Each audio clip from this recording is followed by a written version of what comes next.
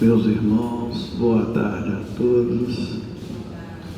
Nós estamos dando início à nossa reunião evangélica da tarde e, como sempre fazemos, elevando o pensamento a Jesus, nosso Mestre amado, rogando dele o amparo, a assistência que nós necessitamos para levarmos conosco, registrado na nossa mente, no nosso coração, os ensinamentos da tarde que, através do Consolador prometido, chegam até nós de maneira clara, bem explicada, nos mostrando a lei de evolução e progresso.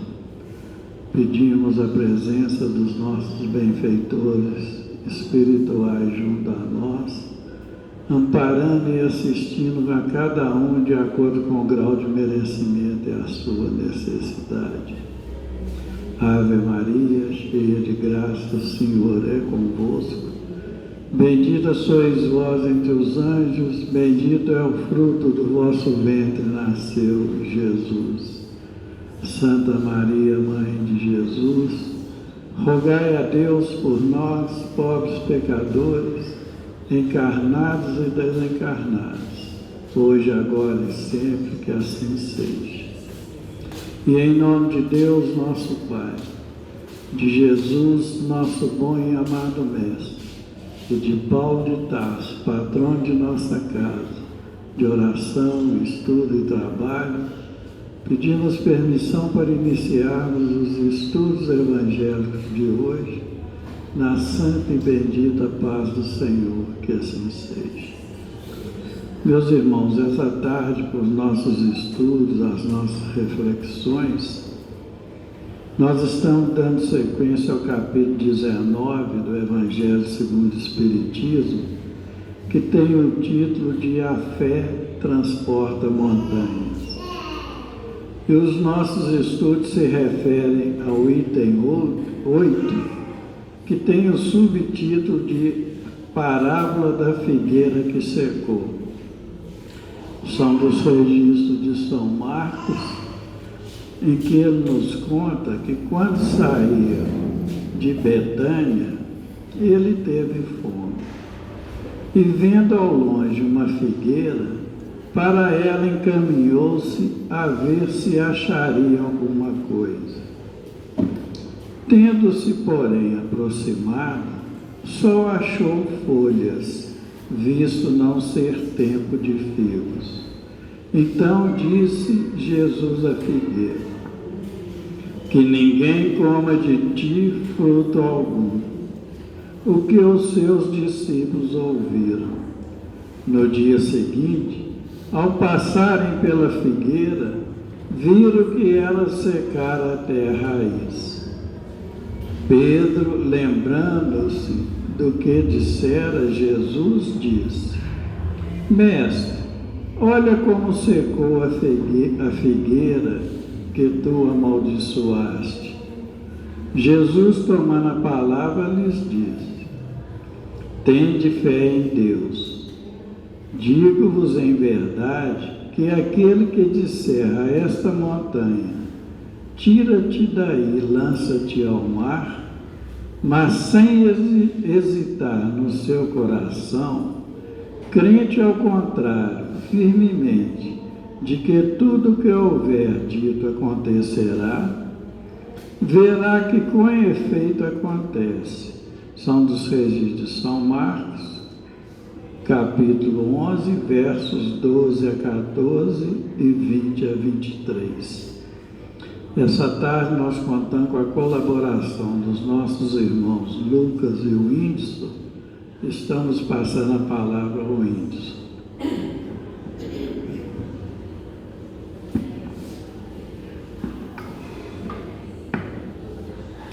Boa tarde a todos. Que Deus nos inspire nesse nosso compromisso, de que traduzir e tentar trazer algumas informações que possam agregar na nossa evolução espiritual. Bom, a nossa expectativa dentro desses 30 minutos que nós temos é dentro do capítulo 19, a fé transporta montanhas, explorar o registro de Marcos por meio da parábola da figueira que secou. Então, hoje, nós vamos tentar esmiuçar, detalhar a questão da parábola da figueira que secou.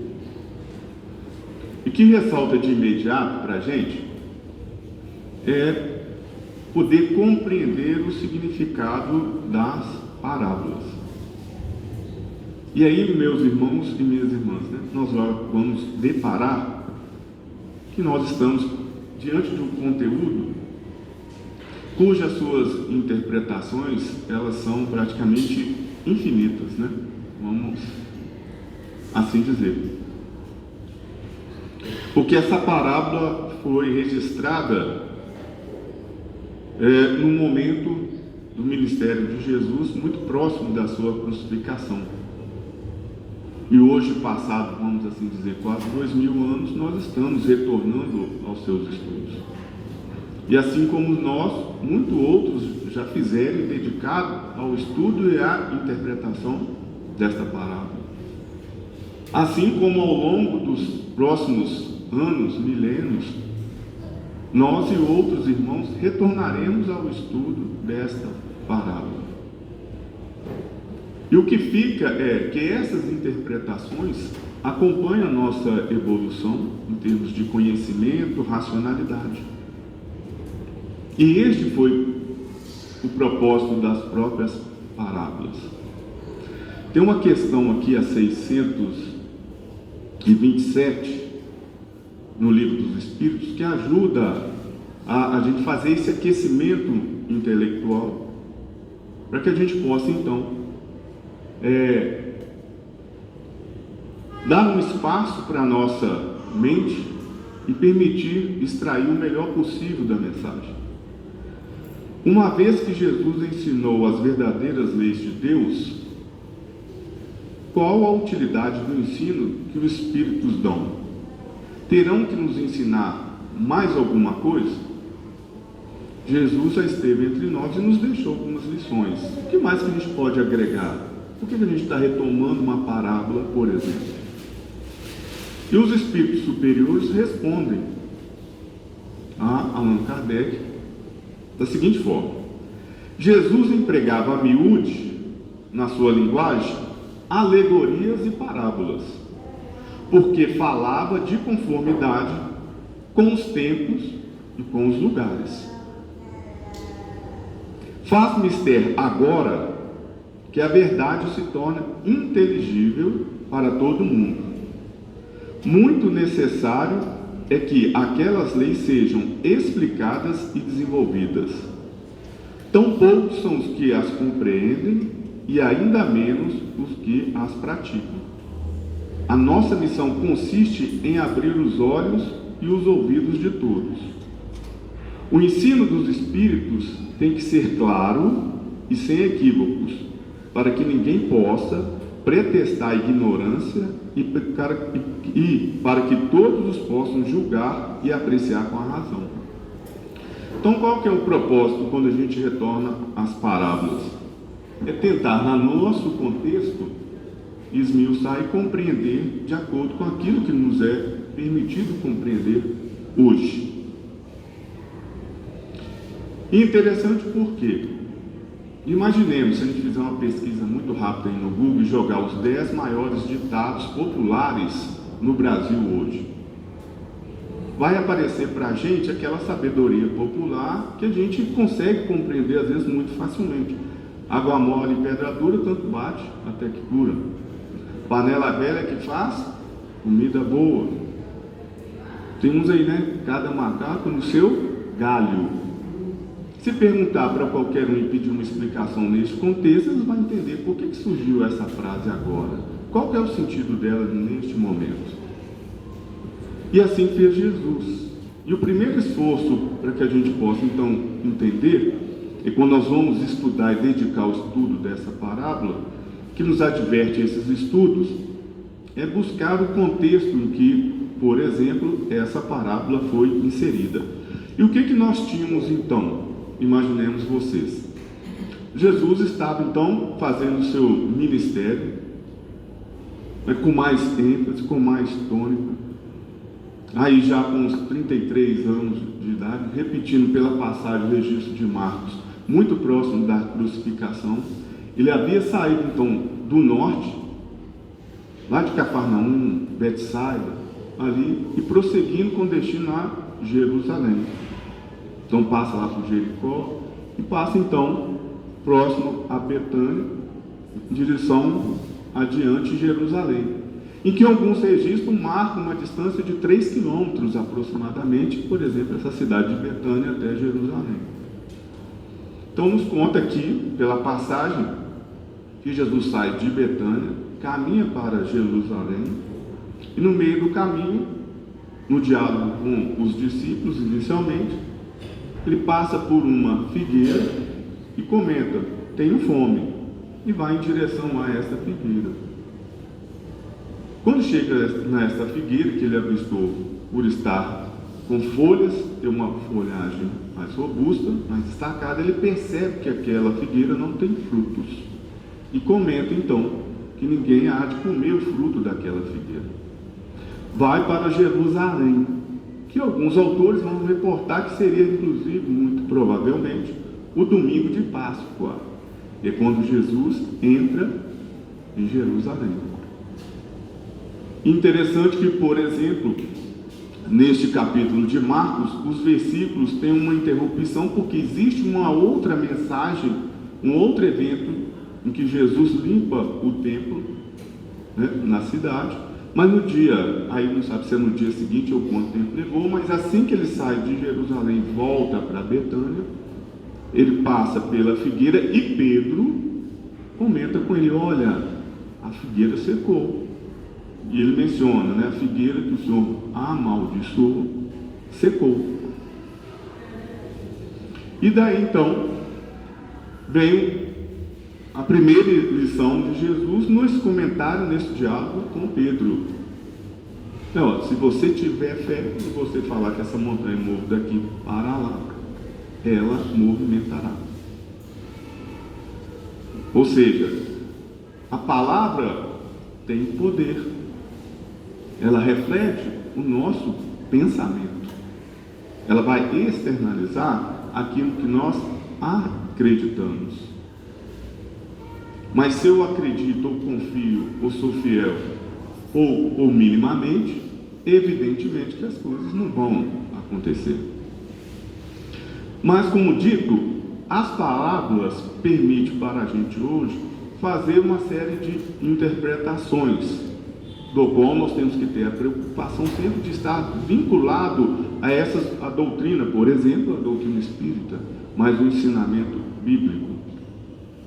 E aí eu vou explorar com vocês, tentar trazer para que a gente possa refletir, também na linha, ou mais na linha do que o Allan Kardec comentou sobre essa palavra, assim como ele, o Rodolfo Caligares, o próprio Emmanuel, de que vão dando pitadas e orientações por onde a gente pode seguir no nosso pensamento para buscar esta reflexão. Então nós já sabemos e podemos refletir e trazer esse sentido de que essa figura de uma figueira era muito presente no cotidiano e na vida dos palestinos, mas que ela pode ser e é explorada para fins de educação moral, como as grandes conversas ou os momentos que Jesus pretendia conversar sobre a evolução e a situação e o estágio da evolução moral de cada um, vamos colocar, de nós, como da humanidade como todo. Então a figueira aparece muito nesta lógica.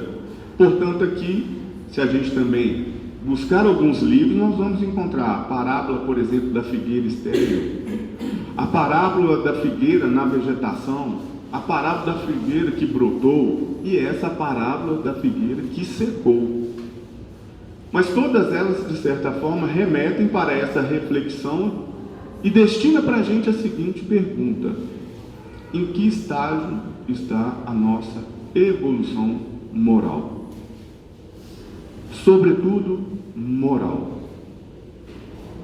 E daí faz sentido a questão da fé, que é o tema mais abrangente, porque nós precisamos, e a fé, ou de ter fé, ou a fé é esse agente motivador, motivacional, impulsionador, para que a gente acredite, compreenda, entenda, transforme em ação e atitude os ensinamentos de Deus.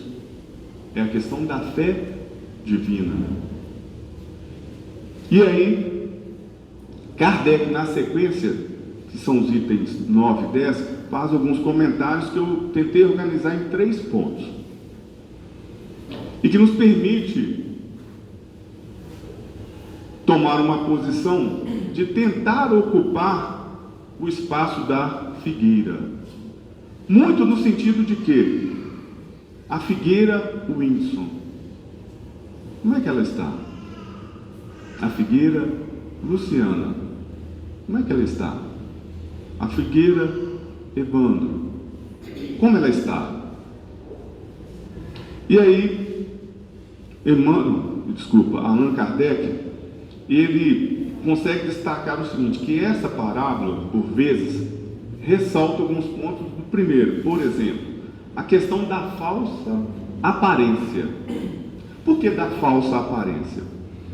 Essa figueira, quando você busca as informações, nós vamos entender que essa figueira, ela destacou na percepção de Jesus porque era uma figueira temporal.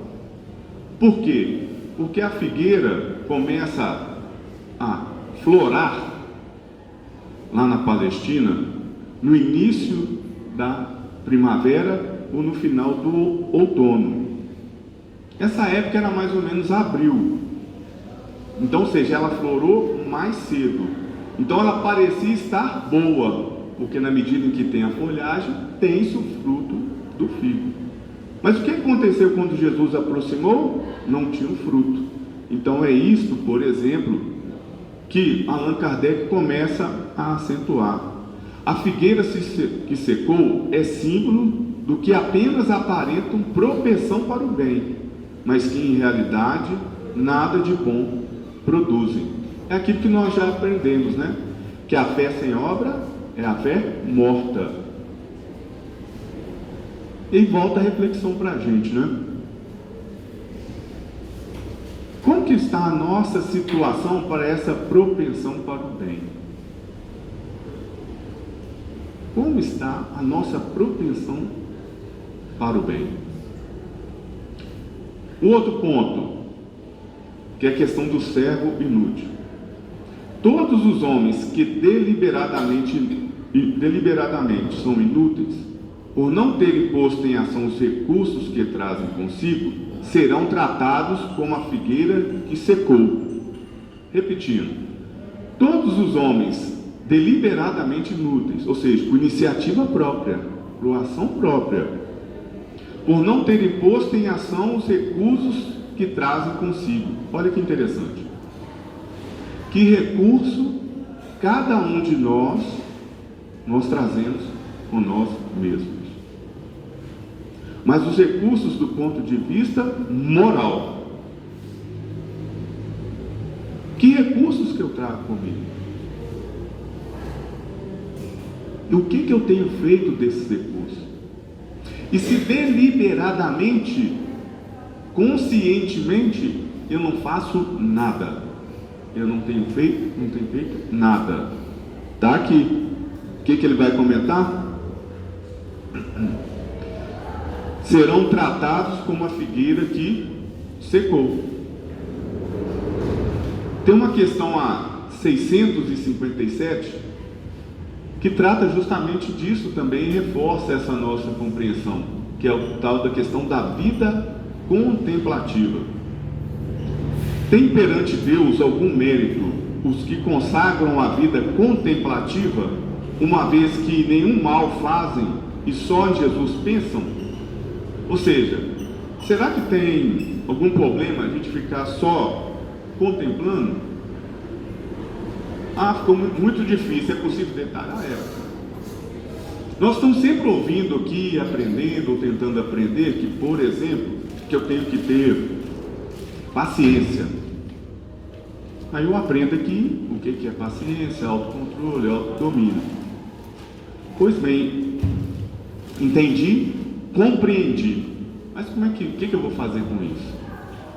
Fico só para mim? Coloco em prática? E se ficar só para mim, não passar para ninguém, eu nem colocar em prática? Tem problema? Porque aprender, eu aprendi. Mas e daí? Não, aí pergunta, né? Uma vez que o mal fazem e só em Jesus pensam? Então, ou seja, tem perante Deus algum mérito os que consagram a vida contemplativamente, ou seja, fica só contemplando? Não. Porquanto, se é certo que não faz o mal, também o é que não faz o bem e são inúteis. Demais, não fazer o bem já é um mal. Deus quer que o homem pense nele, mas não quer que só nele pense, pois que lhe impôs deveres a cumprir na terra. Então, mais do que isto, mais do que florescer, eu preciso gerar então frutos. Aquela árvore cresceu, gerou raízes, teve o caule, vieram os galhos, veio a floração, mas faltou os frutos. Faltou os frutos. O que acontece quando a gente estagna? Para. Aí nós vamos lembrar, né? Não verá o reino dos céus aquele que não renascer. Portanto, Jesus determinou ali: ninguém comerá do seu fruto. Voltado à posse, o que ele encontrou? A árvore seca. Ou seja, vai ter que passar por um processo de renovação. Mas vamos trazer para a gente essa reflexão também? Vamos. O que Deus espera da gente? É uma grande questão. O que Deus espera da gente? Se a gente quiser detalhar e procurar como pragmático que somos, nós vamos lá no capítulo aqui 17. Está lá, sede perfeitos. E dentro do sede perfeitos tem um homem de bem. E Jesus espera que a gente seja um homem de bem. Mas o que é ser homem de bem? Aí ele detalha. Detalha no interior desse subtítulo homem de bem. Que a gente useira e vezeiramente está sempre replicando. Que são aquelas coisas básicas que vão superar o quê? Os nossos vícios. Vamos mencionar, vamos relembrar? Podemos.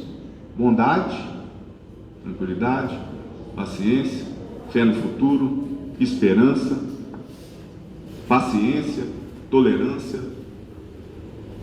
Essas coisas que no dia a dia vai fazer a diferença. Como que a figueira Winson cresceu, teve raiz, aprendeu a questão da paciência. Aí chega um perto do Winson. Sai de perto de mim. Peraí que eu estou ocupado. Agora eu não posso te ouvir. O que vai acontecer? Gerou frutos? Não. É figueira Winson.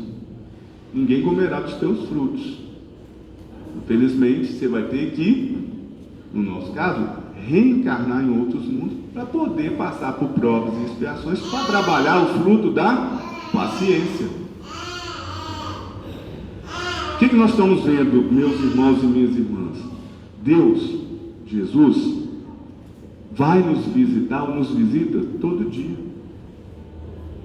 Nós somos essa figueira. Ele está passando lá no caminho, ele está saindo de Bethsaida e está indo para Jerusalém. Ele vai passar pela gente e vai olhar para a gente e falar: não, olha, ele chamou minha atenção. Ou sabiamente, eu vou até ele. Eu estou lá, aquela figueira. Até então, bonita, frondosa. E ele chega e vai conversar comigo sobre a manutenção da calma. Ele vai tentar achar na minha figueira como que eu lido com a manutenção da calma. E o que eu vou apresentar para ele? Eu vou ter o fruto da manutenção da calma, da paciência, da tolerância. Aí ele vai olhar, que bom, você tem, vai tirar o fruto. Ou então vai falar um índice, figueiro, índice. Você precisa ainda melhorar, você não frutificou isso. Então volte, eu vou te dar outra oportunidade de você renascer e trabalhar essa expectativa. Mas é só a manutenção da calma? Não, tem uma série de pontos aí. E se você quiser uma referência, domine o seu orgulho, o seu egoísmo, a sua vaidade, os vícios, aquilo que incomoda. Aquilo que se você fizesse com outra, ou se alguém fizesse com você, você não gostaria. É uma referência para você. Aquilo que fizerem para você, você não gostar, não faça para o próximo. Aí você vai ser uma figueira bacana.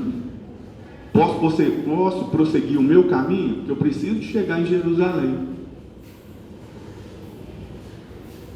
A opção vai ser nossa. E assim como as árvores, ela vai suportar o que? O vento, a tempestade, o sol, a chuva, o adubo, ou menos adubo, o terreno. E assim é a nossa vida. E assim é a nossa vida. E aí Kardec fecha com um comentário interessante, muito destinado para os médios, mas que serve para a gente. Somos todos árvores espirituais. Olha que interessante. Somos todos árvores espirituais. Vamos tentar refletir em cima disso?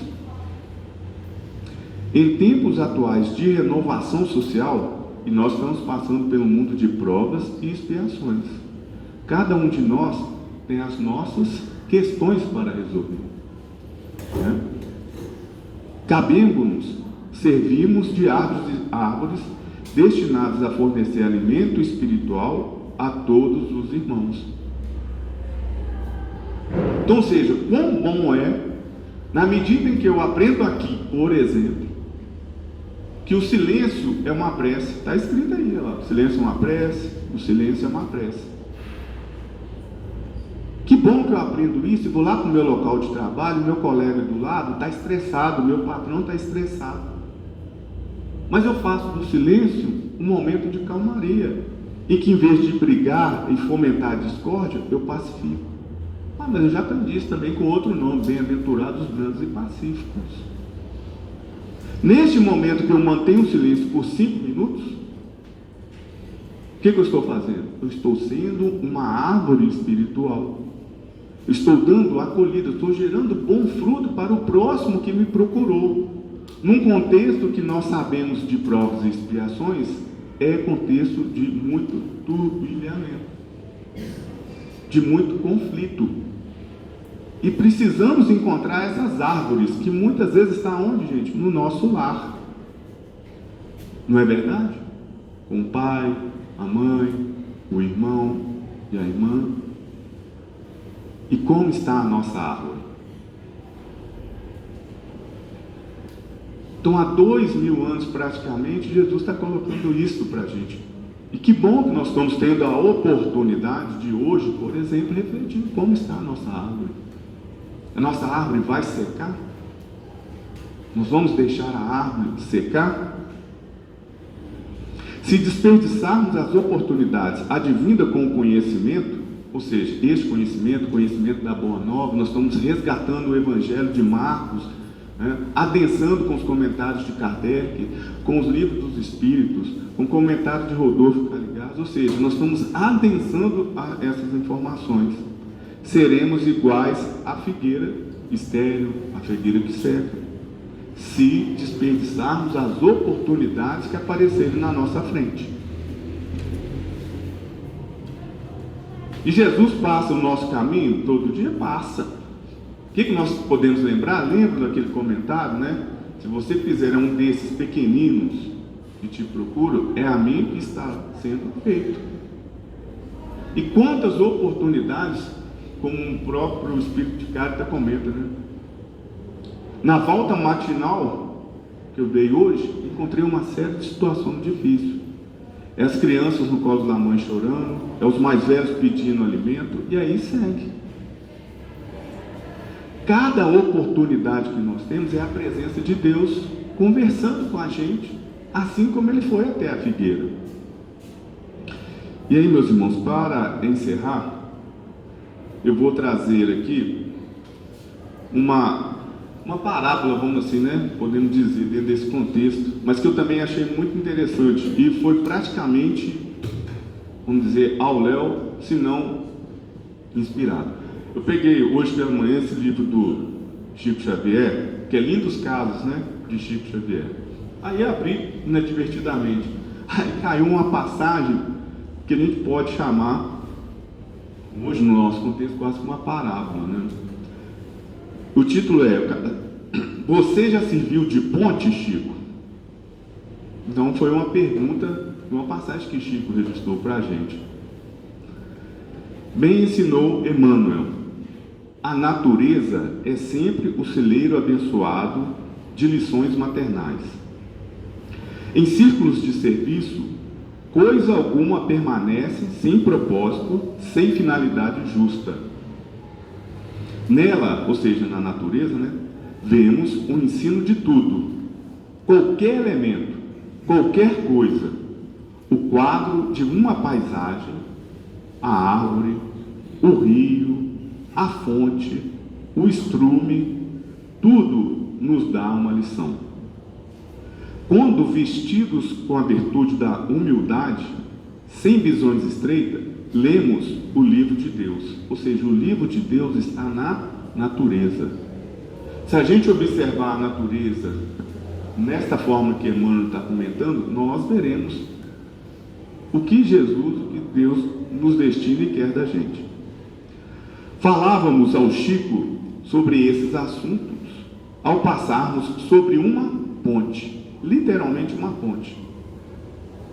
E ele lembrou Cassimiro Cunha, em sua maravilhosa cartilha da natureza, que psicografou, dizendo: ponte silenciosa, no esforço fiel e ativo, é um apelo à lei de amor, sempre novo, sempre vivo. Vendo-a nobre e generosa, servindo sem altivez, com bem saber se já fomos como a ponte alguma vez. E por que é uma parábola? Porque se a gente pensar literalmente numa ponte, quais são as reflexões que a gente pode fazer no sentido mais abrangente que Emmanuel coloca? União. Não é verdade? Liga um ponto ao outro, facilita, estreita a distância. Tudo que é a base ou que está presente no quê? Na lei do amor. Então, ou seja, resgatando essa passagem, é possível extrair esses ensinamentos do nosso contexto. Lembrou também de haver Emmanuel lhe perguntado um dia, aí Chico estava lembrando que um dia ele perguntou: você já serviu de ponte alguma vez, Chico?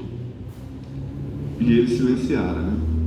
Mas dias depois, viajando com o sacerdote de Pedro Leopoldo para Belo Horizonte, num ônibus, recordara da pergunta de seu querido guia, se serviria de ponte.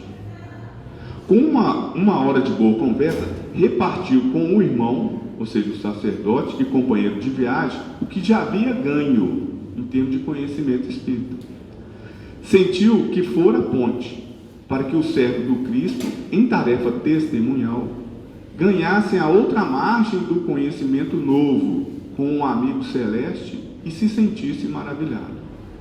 Quantas vezes podemos ser pontes e deixamos passar a oportunidade? Olha só, a gente não é concreto, não é ferragem, mas o sentido simbólico que nós temos está por aí. Quantas vezes nós somos ponte? Que a lição nos sirva, a abençoada lição de Emmanuel e Cassimiro Cunha. E coincidentemente também lá na lição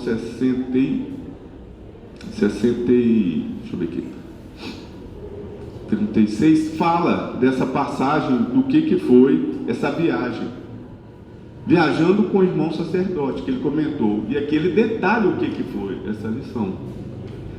Sentado no ônibus que levaria a Belo Horizonte, Chico notou que seu companheiro de banco era o irmão sacerdote. Cumprimentou e entregou-se à leitura de um livro bom. Então ele cumprimentou e Chico foi fazer a leitura de um livro.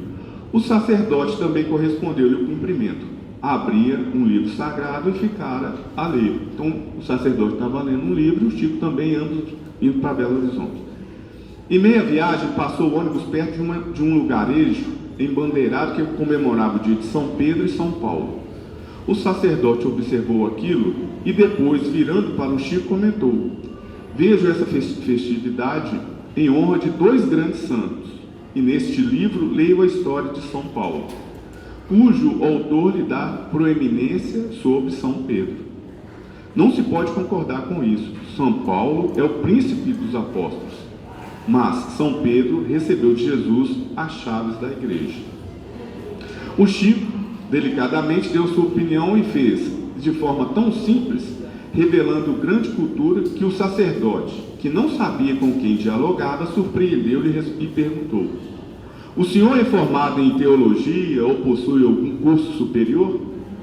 Não, apenas cursei até o 4º ano da instrução primária. Mas como sabe tanta coisa da vida dos santos, principalmente de São Paulo, São Estevão, São Pedro e outros, realçando-lhes fatos que ignoram? O Chico respondeu: sou médium. Então o senhor é Chico Xavier de Pedro Leopoldo? Sim, para o servir.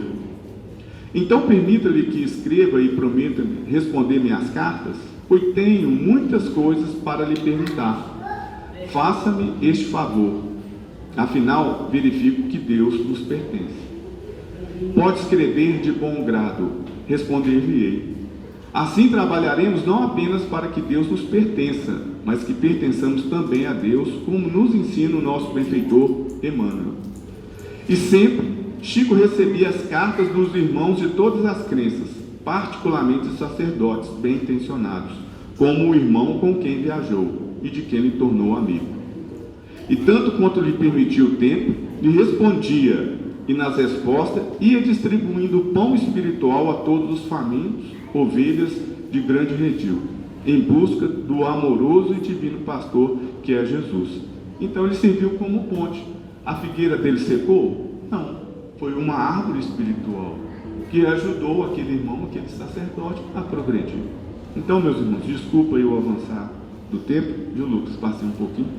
Mas gostaria de deixar essas informações preliminares para os irmãos, para as irmãs, do forte conteúdo presente nesta parábola da figueira que secou, que nada mais é, ou que a gente pode entender, melhor dizendo, como uma conversa de Deus para conosco, na perspectiva de compreendermos qual é o nosso estágio de evolução, sobretudo moral, diante das coisas que Deus e Jesus quer que aprendemos, que quer que dominemos, que é ser o homem de bem.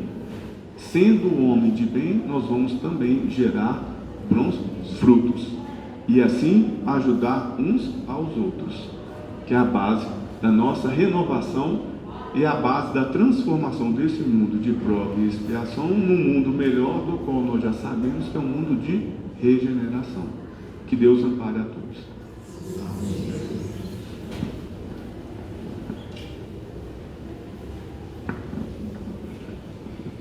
Meus irmãos, boa tarde a todos.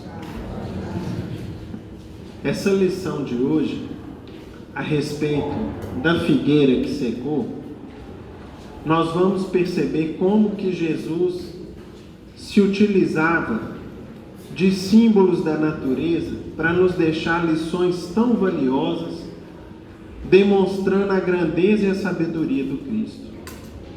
Quando a gente fala hoje em dia da figueira, muitas vezes nós não nos situamos no seguinte sentido: qual a importância dessa árvore, especialmente naquela região? Ela era muito presente, ela era muito constante nas ruas, nas casas, era cultivada com frequência. Como que isso se dava? E aí, meus irmãos, nós vamos começar a compreender o contexto no qual Jesus estava inserido.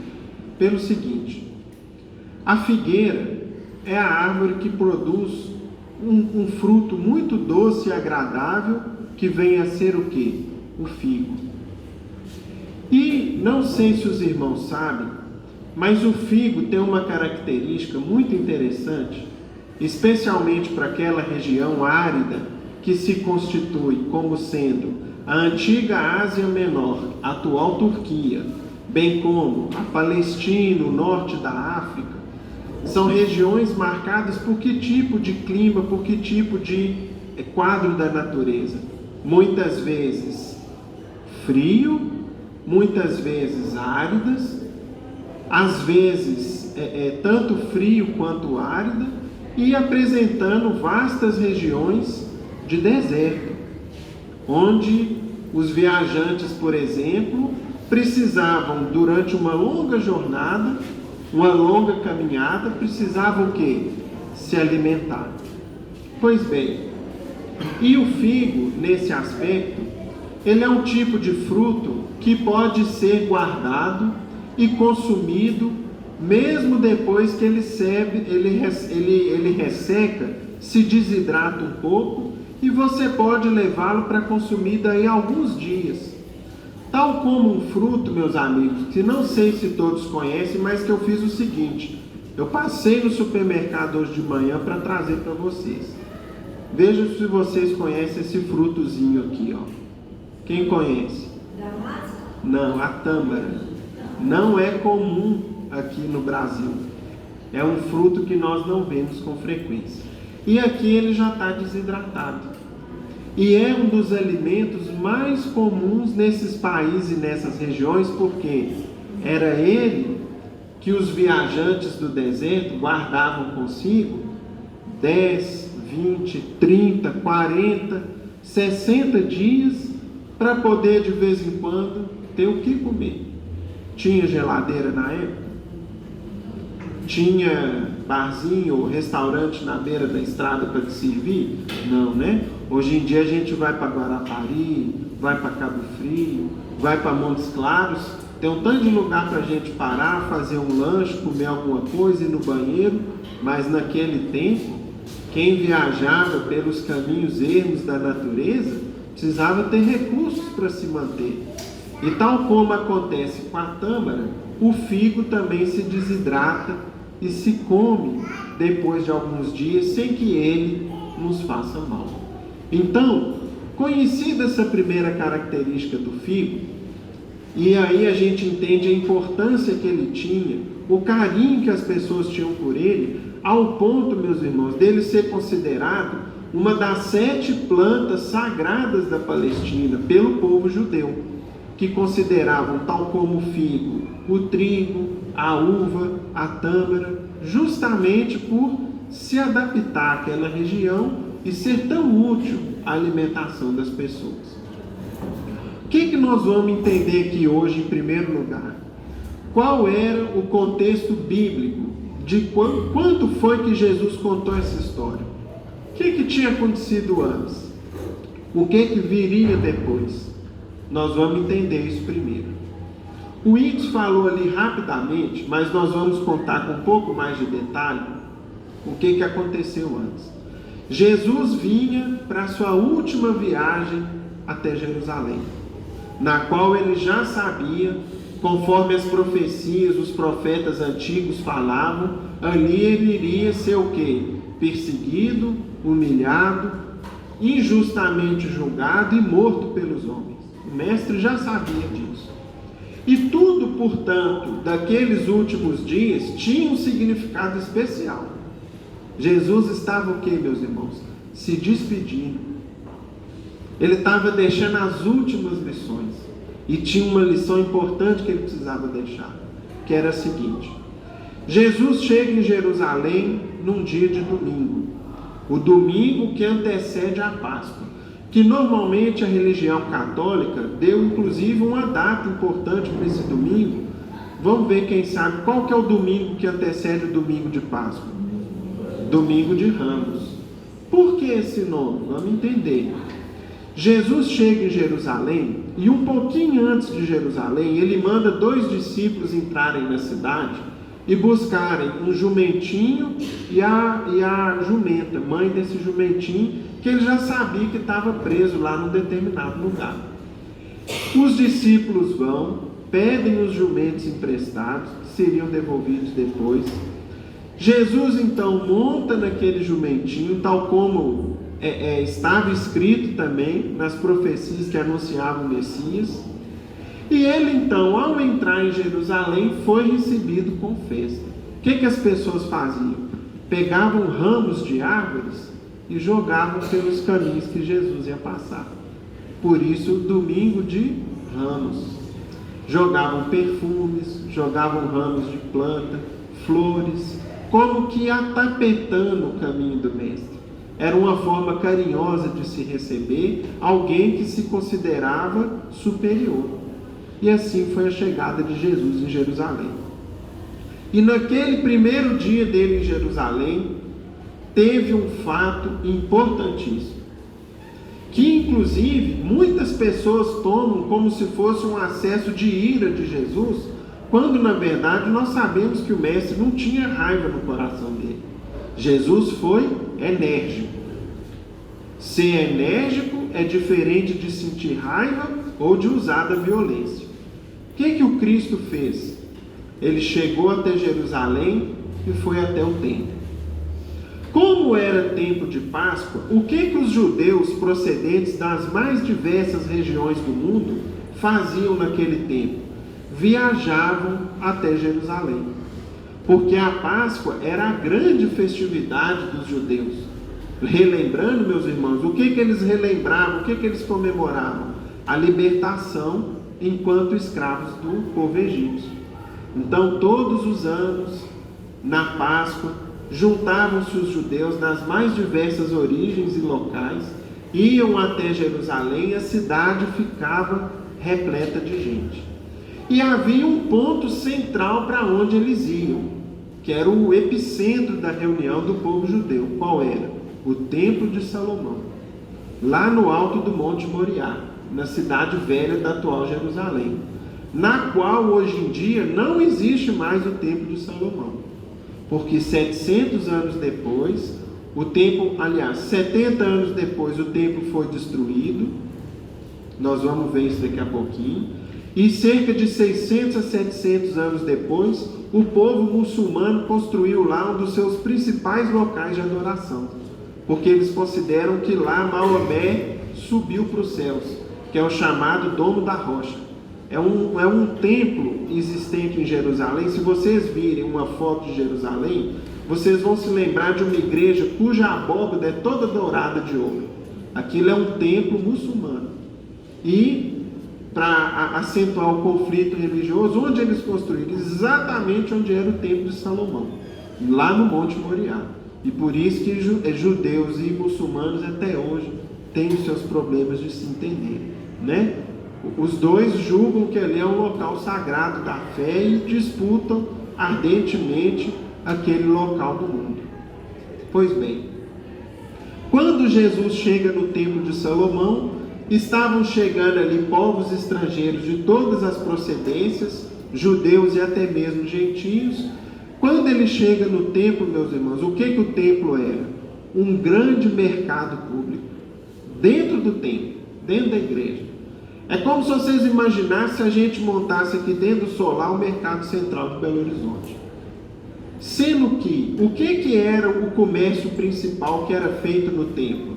A venda de animais que eram comprados para serem sacrificados nas cerimônias religiosas do templo de Salomão.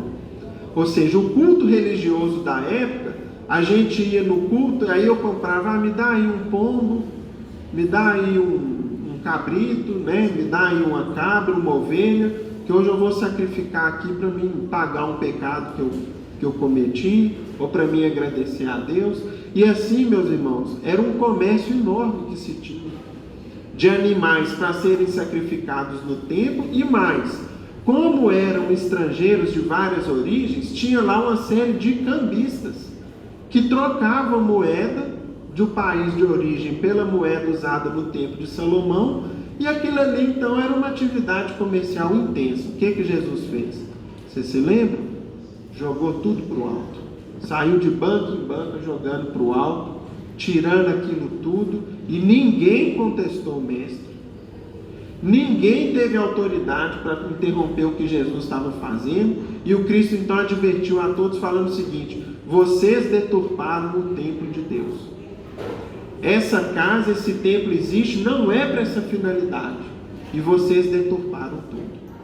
E aí então Jesus se retira, afasta-se, retira-se com seus discípulos, foram dormir em Betânia. Foi então que ele avistou uma figueira. Que tempo do ano que era esse que nós estamos contando? Normalmente, qual que é a época que a gente celebra a Páscoa? Fins de março, início de abril. Não é assim? Todo ano? No hemisfério norte, nessa época, nós temos qual estação, meus irmãos? O início da primavera. Começa no fim de março. E a primavera, o início da primavera no hemisfério norte, sempre foi um motivo de muita alegria, de muita festa. E nós já participamos disso tudo. Que nós estamos reencarnando aqui na Terra não é de hoje. Por que se comemora tanto o início da primavera lá? O que será morar num lugar que faz um frio de 10, de 5, de 0 graus, de 10 graus negativo, de 15, de 20 graus abaixo de zero? E de repente para de nevar, começa a chover, porque na região mediterrânea da Europa e do norte da África o inverno é seco. Então começa a chover, começa a esquentar o tempo, a natureza começa a florescer. Portanto, fala-se inclusive que a Páscoa coincidia com as festividades pagãs do início da primavera, que é o início do ciclo de quê no hemisfério norte? De plantio. É hora de plantar. A terra vai receber a semente.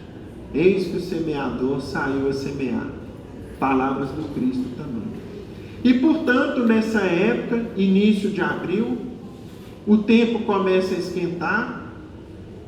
Esperava-se, portanto, que uma árvore como o figo, o que acontece? Tem um detalhe aqui na parábola, já adiantando aqui para a gente entender.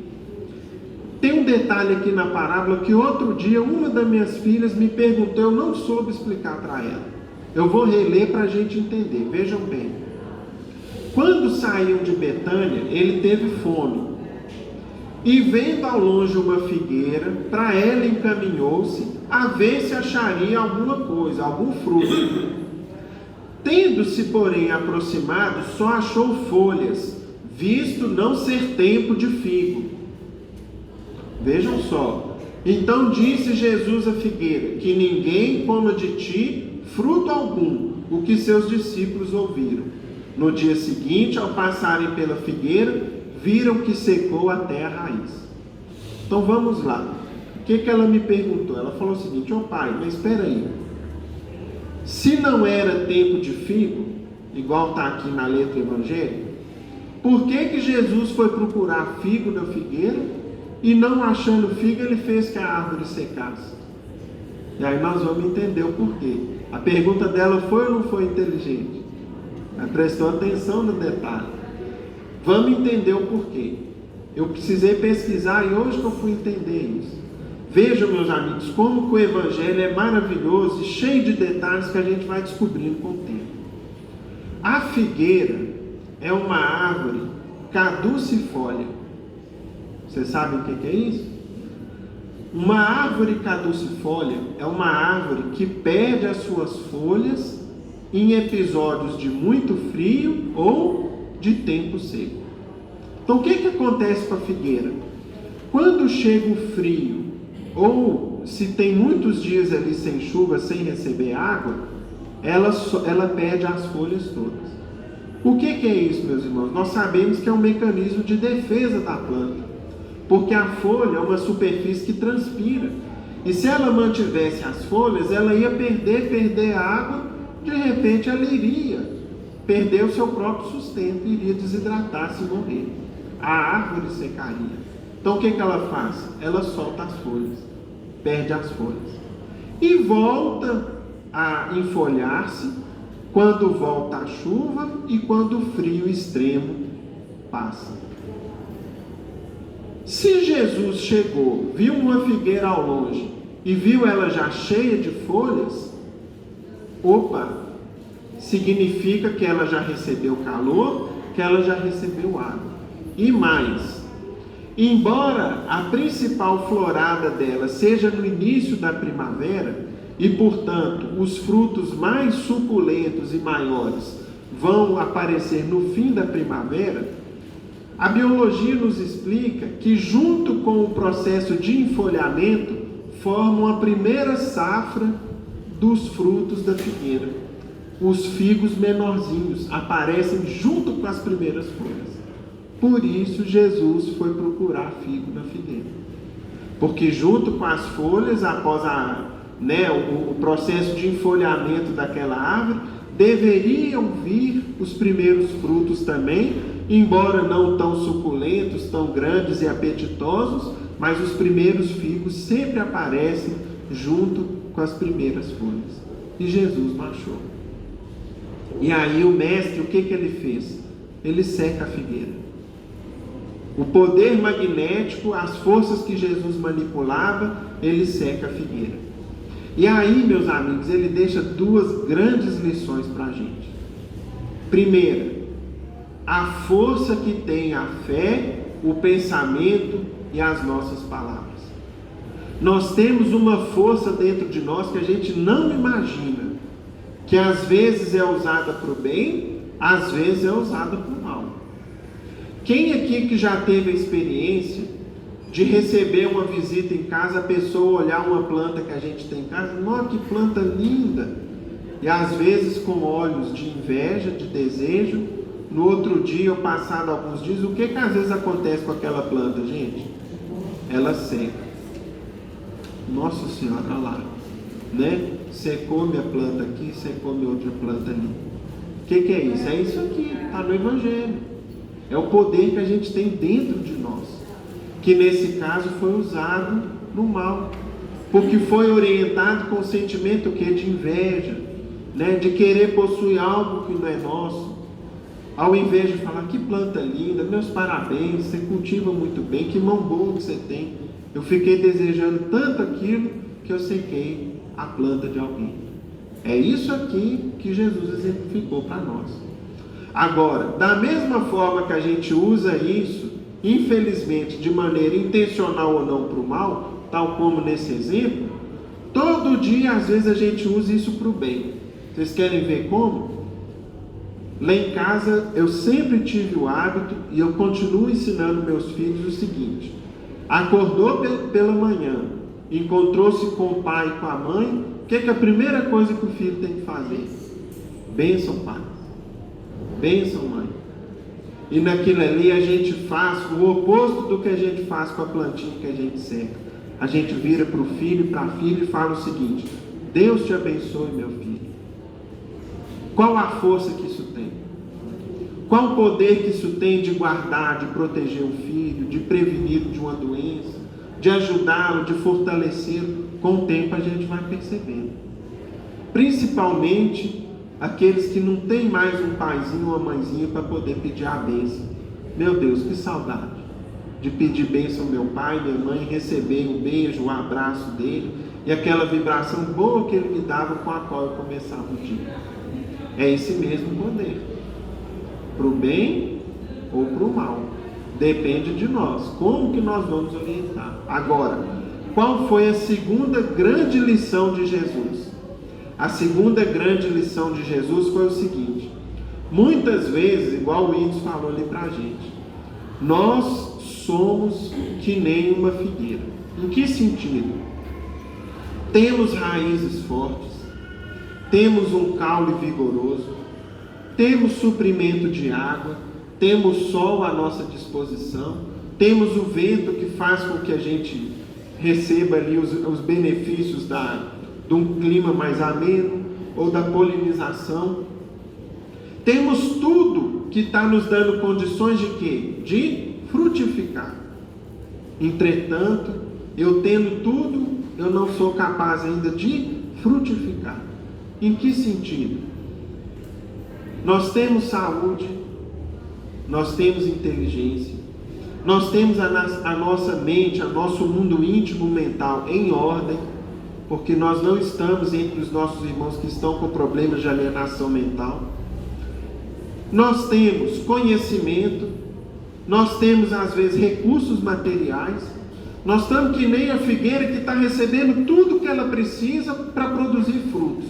Entretanto, eu uso todos esses recursos que me chegam só para ostentar uma bela folhagem, só para me aparentar como uma planta vistosa, bonita, que a olhos nus aparenta muito vigor, muita força, muita vitalidade, muita beleza, mas não está produzindo frutos.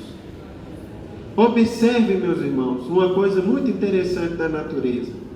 A árvore come dos seus próprios frutos? Nenhuma. Todo o processo de frutificação é uma doação que a árvore, que a planta faz em benefício de quem está à sua volta. E assim é conosco também.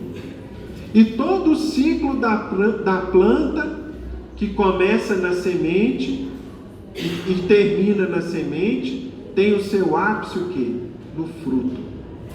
Naquilo que eu ofereço para alimentar alguém, para sustentar alguém, para manter alguém de pé, para manter alguém firme e cumprir também o seu papel na natureza. E assim é conosco. Nós temos recebido muitas possibilidades e precisamos agora o quê? Frutificar. Preciso oferecer, preciso levar para quem está à minha volta o resultado de todos os recursos que eu tenho recebido. Agora, e se eu não fizer assim? E se eu não quiser frutificar?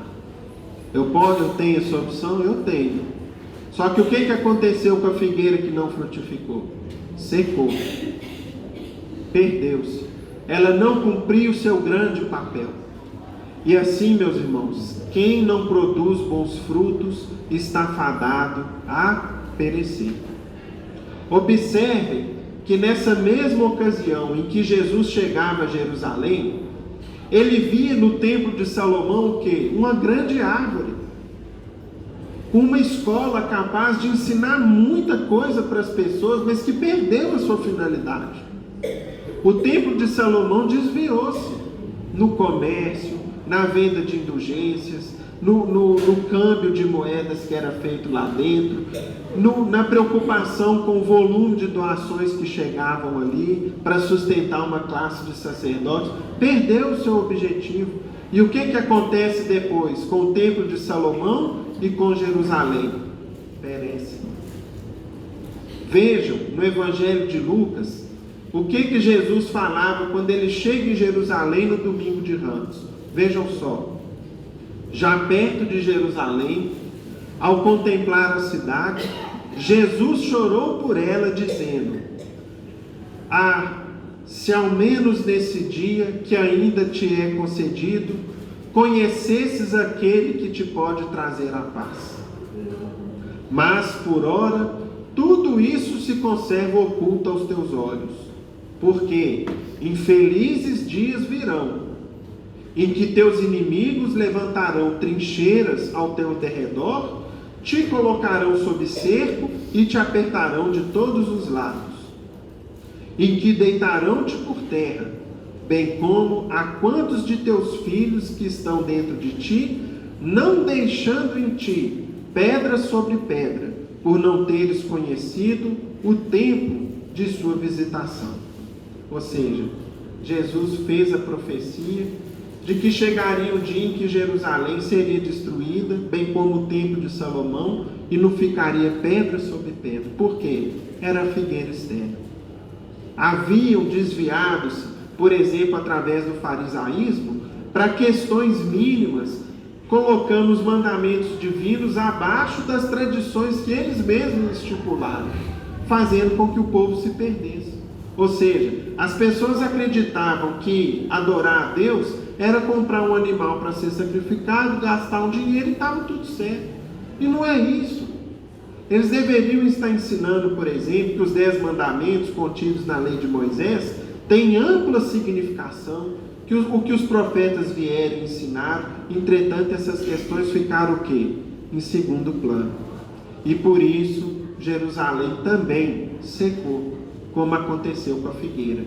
Por volta do ano 70, o general romano Tito, respondendo a uma rebelião dos judeus que queriam um processo de independência, ataca Jerusalém, dizima a cidade, destrói a cidade, bem como provocou também um morticínio enorme, né? Eles foram impiedosos em exterminar também grande parte da população, e os judeus que sobraram, o que eles fizeram? Espalharam-se pelo mundo. Foi a primeira grande diáspora, quando eles então se espalharam pelo mundo antigo, indo habitar na Europa, no Egito, em outras regiões da Ásia, porque ali eles não mais podiam se concentrar.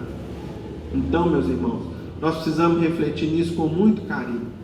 Hoje nós temos uma árvore muito bonita, talvez a mais bela das figueiras, que é a doutrina espírita, e que precisa oferecer seus frutos a muitos que chegam aqui sedentos de esclarecimento, de paz, de conforto, de luzes, de iluminação para suas vidas. Agora, quem que normalmente tira esse fruto da árvore e entrega para quem não tem força nem sequer de levantar o braço? Às vezes somos nós, que podemos chamar um amigo, compartilhar com um conhecido, trazer os filhos para uma escola de evangelho, frequentar um estudo, fazer as nossas leituras em casa, porque não tenham dúvida, a sede de espírito das pessoas é cada vez maior. A fome da alma está agraçando pela humanidade. E muitos virão até nós procurando, talvez, um frutozinho para poder matar a fome do espírito, porque o espírito anda sedento. E nós estamos aqui cultivando a figueira. Além de cuidar dela, precisamos distribuir um pouquinho do fruto que já nos faz tão bem. Qual o bem que o Espiritismo tem feito em nossas vidas? Talvez seja incalculável. Por que não dividir com quem está à nossa volta? Que Jesus nos ampare e nos abençoe a todos.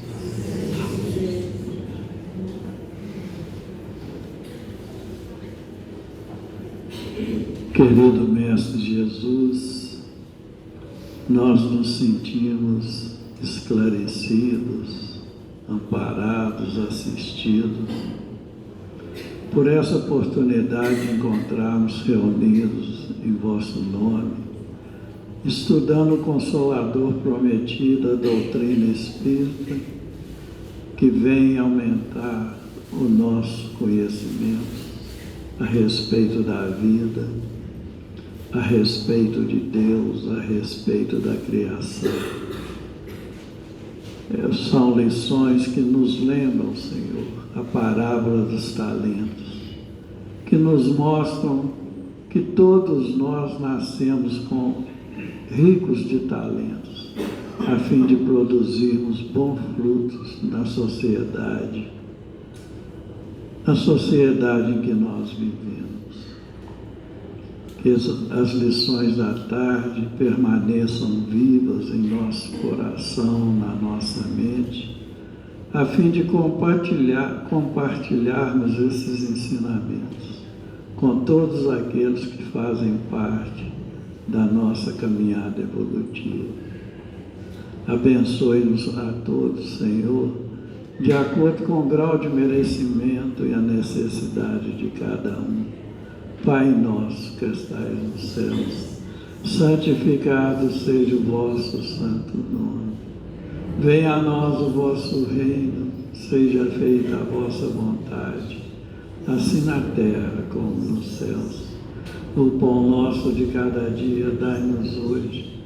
Perdoai, Senhor, as nossas ofensas, assim como nós perdoarmos aqueles que nos têm ofendido. Não nos deixes cair em tentações, livrai-nos do mal, porque vosso é o reino, o poder, a misericórdia e a glória para todos sempre, que assim seja. E com essa prece declaramos encerrados os estudos evangélicos da tarde, na santa e bendita paz do Senhor, que assim seja. Os irmãos que forem receber o passe, pedimos que formem a fila.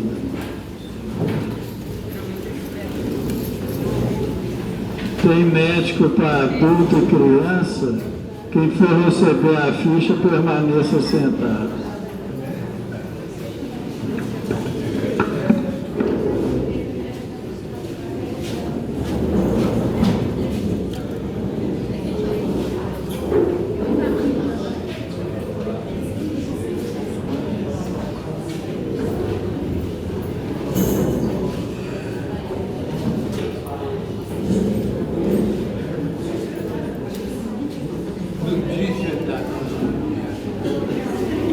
Ela foi fazer